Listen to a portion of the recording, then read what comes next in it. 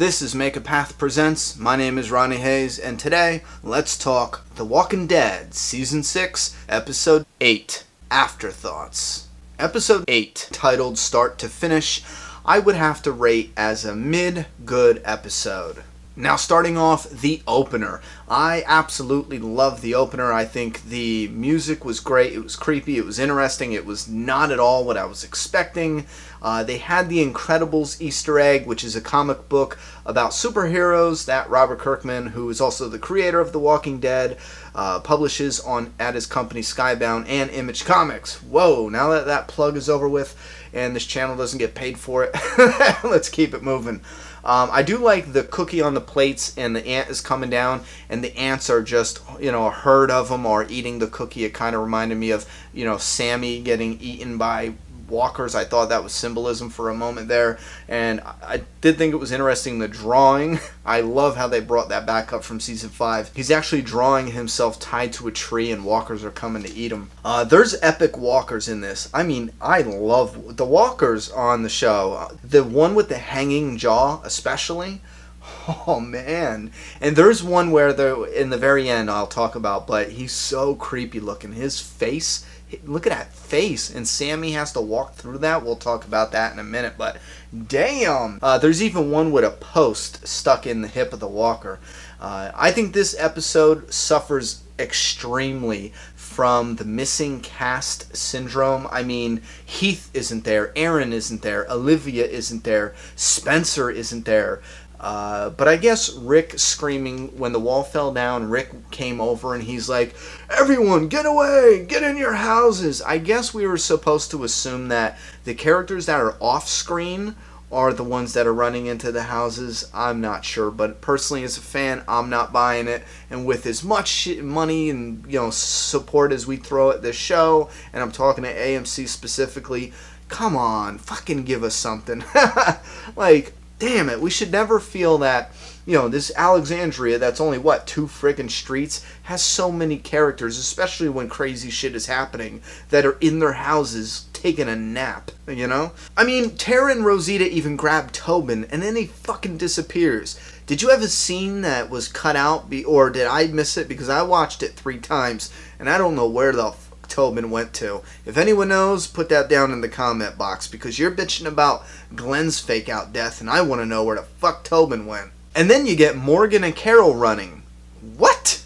Episode 7, Carol came into the friggin', she was unlocking the jail and she was like, hey, who the hell do you have in there? And then the tower was falling down. Where the hell did they go? There was no attempt to even explain where the fuck Morgan and Carol even went. Morgan went to the jail. Why in the world is this episode starting with Morgan and Carol out on the street? I mean, did he say come for a walk and I'll explain it? I mean, actually, yeah, that would make sense. But Carol would not fall for that. She's not, I'm not going anywhere. You show me who the fuck is in there right now or I'll gut you. You'll end up tied to a tree, no one can hear you scream, and walkers will eat the shit out of you. I don't know. And then we got Maggie. There should be a thing where walkers and actors should freestyle some of the drama. Now, when Maggie, for example, is trying to back away, there's a walker that's going incredibly fast, and he just, noticeably chills out. She's falling back. The walker got too close. He should still say, well, screw it, I'm too close. I'm going to try to grab her legs.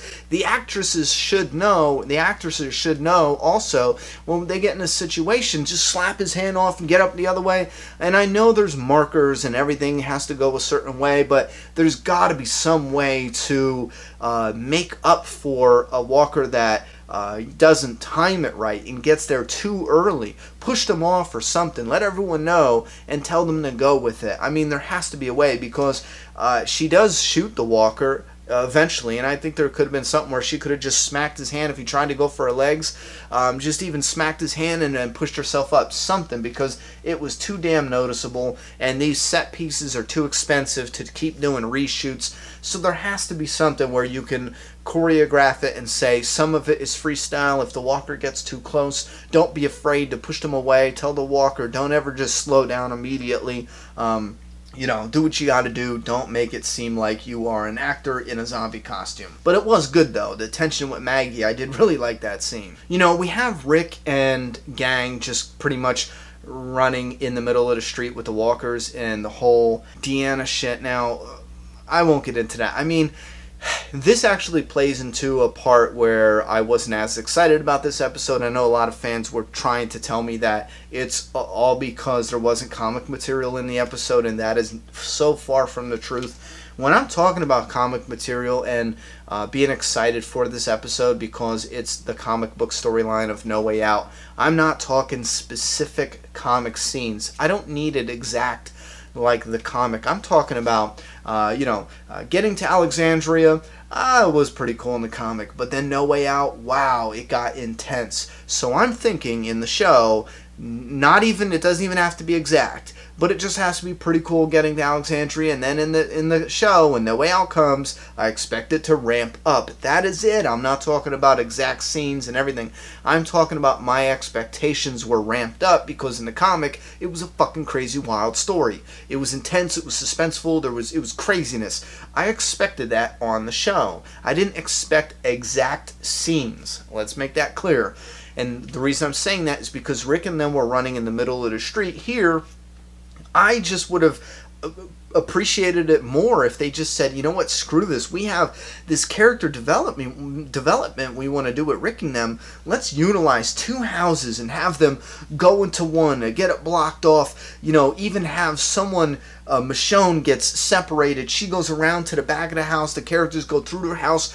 Rick has an injured Deanna. She's going. Carl's smashing the window, gonna help her get out. Rick is fighting him off this way, knocks a thing down. They go into another room.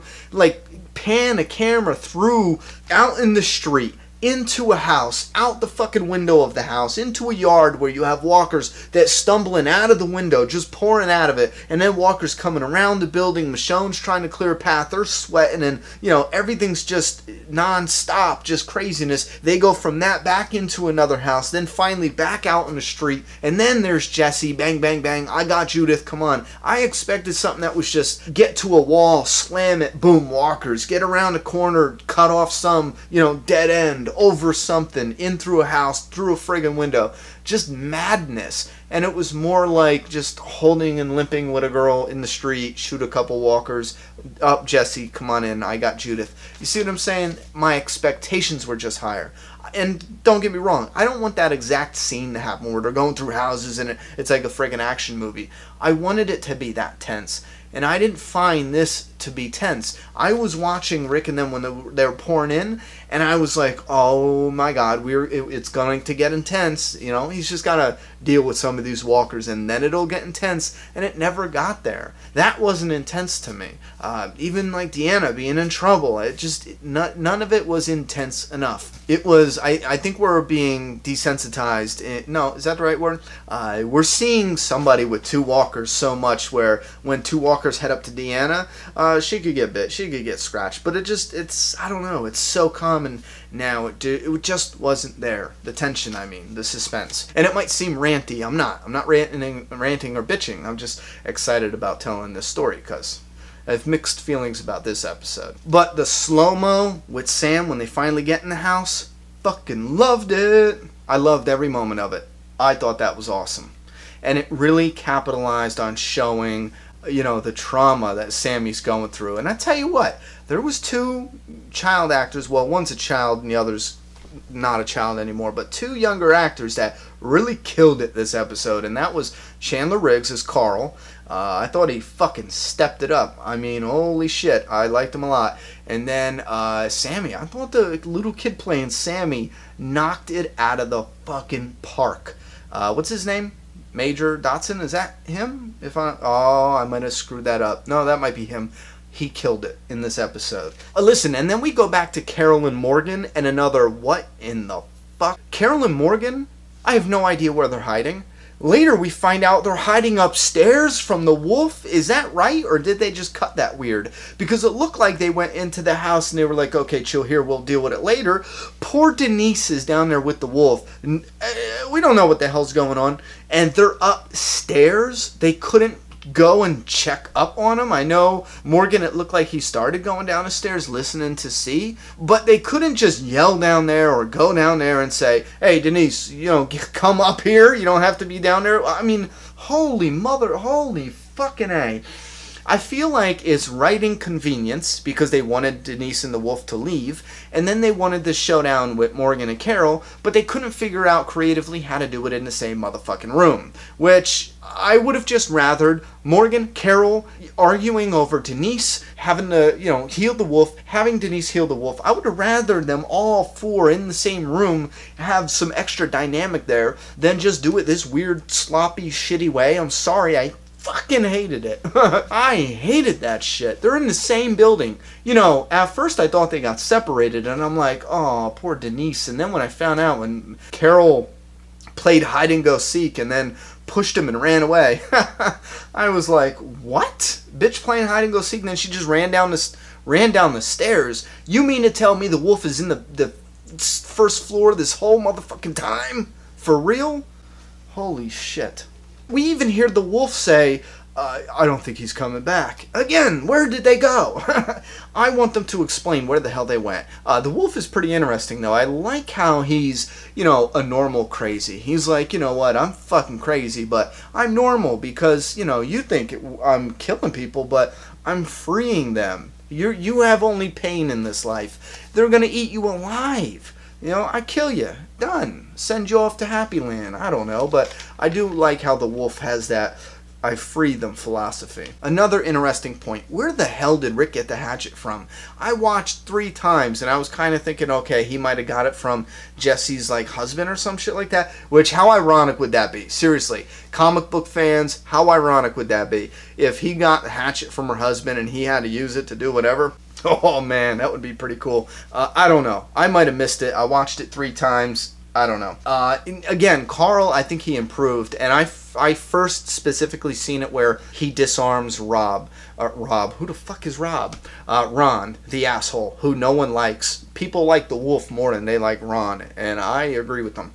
Ron is a prick. Anyway, when he disarmed him, I thought he killed that scene, especially when he's like, you're assholes. Your dad was an asshole. I thought it was perfect. Now listen, we didn't get the iconic line from Carl in the comic. Comic fans are mad. Surprise, I'm not mad. I don't mind when they remix things. I thought the actor, Chandler Riggs, killed that scene. And it gives me confidence that he can handle his big injury if they do that. Deanna's note to Spencer and Maggie, that makes me very curious. And her One of Us speech, I really liked that. I really liked Deanna, the actress, in this role. Deanna, again, another power player as far as acting goes. And I loved the jump scare when she was at the baby's crib. I am not a jump scare fan at all, but I love that scene. Sorry guys, my battery died in my external microphone and it defaulted to the internal microphone built into the camcorder,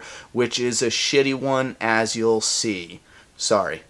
And then we move on to the Tara, Rosita, and Eugene scene in the garage. Again, where's Tobin? Honestly, I think the Tara-Rosita conversation was repetitive and could be skipped completely. Eugene with the lock picking in the one, I get he's awkward. It was kind of an awkward camera angle thing, but the one to pick the lock, I don't think it works that way. Now, when Carol goes downstairs, down frickin' stairs, to where the wolf is, I know on Twitter and in my last video I said that Carol cursed because she goes, get the hell away from him, get the away from him, or get away from him, I don't know. Now there's an awkward pause and there's definitely something missing. Either they added dialogue that was just get away from him, her mouth is like she's saying shit. If you look, it's like get the shit away from him. That's literally what her mouth looks like. When you replay, I'll admit, now I don't think she curses at all. I'm thinking that it was just get away from him, but her mouth just looks like she's still saying shit, and I was thinking if it was, get the fuck away from him, I don't know, because I'm sitting here thinking it has to be something. Something about it doesn't look right. At this point, I am 50-50, and I'm just going to wait until the Blu-ray, because just something is not right with that at all, and I can't put my finger on it. Let me know if you guys rewatched that, put my mind at ease if you think it's just, get away from them, or if there is something bleeped out or changed with the dialogue. Put your opinions in that comment box. Now, I think this was just not the time to deal with the bullshit with the wolf. I mean, they should all just chill there. They're not going anywhere. Yet again, though, The shit with the wolf all seems like a color by numbers just to get the wolf out in the herd with everyone else. And I'm kind of curious to see where that's going, because it's really seeming like it was forced just to get the wolf out there, which could be bad news for Morgan, because imagine if the wolf hurts like Carl or something, accidentally, and then Morgan's the reason the wolf is out there. But anyway, we have Carol, and she says, I don't want to kill you, and she's like, I will kill you to kill him, to keep everyone else from dying. Now, if you think about that, it's kind of laughable. I don't want anyone else to die is what she says, but she'll kill people, 2 people because she doesn't want anyone to die. Even though that might seem laughable when she says it, I completely understand what she's talking about. That wolf is a fucking threat. Morgan's an asshole. And I love Morgan, and I understand completely what he's talking about, but to the point where he'll even body slam someone on concrete, or I think that was concrete. You have lost your motherfucking mind. I'm glad someone knocked some sense into you, but unfortunately it was the wolf, So, yeah. Carol, dumbass for pushing the issue when it didn't need to be pushed. There's other shit going on, and no one's running away at this moment. She could just wait it out, or even chit-chat it out a moment. Try to talk him into, listen, he's a fucking problem. Go upstairs, I'll take care of it. Yeah, Morgan altogether. But again, I do understand where he's coming from, and I have backed Morgan up completely up until this point right now, because even the wolf is saying, listen, fucker, I'm gonna get out. You might as well just kill me. And I do want to touch on Melissa McBride. Again, her acting in this entire scenario is just awesome. You can see the torment in the character. She doesn't want to have to do this shit, but she also truly does not want to see these people killed by this piece of shit wolf. And then we get the biggest bullshit of this episode, which is probably what really needs to be explained, or else it's just going to make it even worse. The worst thing that, again, seems like color by numbers writing style is the fact that they want the wolf out there, but it's not time for anyone else to die. So the wolf, even though his head is clearly here, and they have shown that they can shoot a walker from a good distance in the head with a headshot, yet she can't shoot the wolf who has the knee. I don't get that. Tara was able to hang from a building, balance on a beam, still take shots at walkers from, and we're talking headshots at walkers from what, 20, 30 feet away? But when she's 6 feet away from the wolf and she has a clear shot at his face, she suddenly can't shoot. She's a professional sharpshooter with a pistol from so far away, hanging off a building, bouncing on a beam, hanging on the wall, bouncing on a beam to save Spencer. But all of a sudden for the wolf, where it's convenient for the wolf, or they want the wolf to be outside in the middle of shit going on, all of a sudden we're supposed to believe that she suddenly cannot shoot? I'm not buying it. On top of that, they honestly expect the wolf to just let them go without killing them? They've all seen what the wolves did. The only thing I would accept in this situation, now again, unless they explain the wolf, Morgan got to the wolf, or whatever, maybe the wolf didn't even want the walkers to hear, whatever. That still does not justify the heroes giving up their guns and not expecting to die. They would not be like, oh, the wolf's a rational person. He doesn't want the walkers to come in here. Let's just give up our guns. There's nothing, right now, I don't believe there's anything at all that justifies this scene. At the very least, one of them, either Tara or Rosita, will be like, listen, at the very least, I'll give you a gun, but I'm keeping a gun. You can walk your ass outside, but when you get to that door, you let Denise go, or I'm going to hunt you down and shoot you both. Fuck games. I'm not playing any games. I will kill Denise to kill you. Just call his bluff or something, anything. Even if you don't want to be that drastic, just tell him that. Listen, go to the door, you stand in the doorway, let her go out the door, and lock it if you have to. If you try to grab her again to go back out the door, I'm going to gun you down. Something. Just do not give up your gun. Again, though, I'm kind of bitching for no reason, because the only reason the wolf got out is clearly to advance the story. If they didn't advance the story, that would cripple the story writing in this whole part of the story right now. It would just make it completely worthless, just ridiculous. And then we get to my favorite scene of this episode, and it was my favorite part, and it was the last 3 minutes. Yes, it only was 3 minutes. Contrary to popular belief of my last review, the cliffhanger was my favorite part in this entire episode.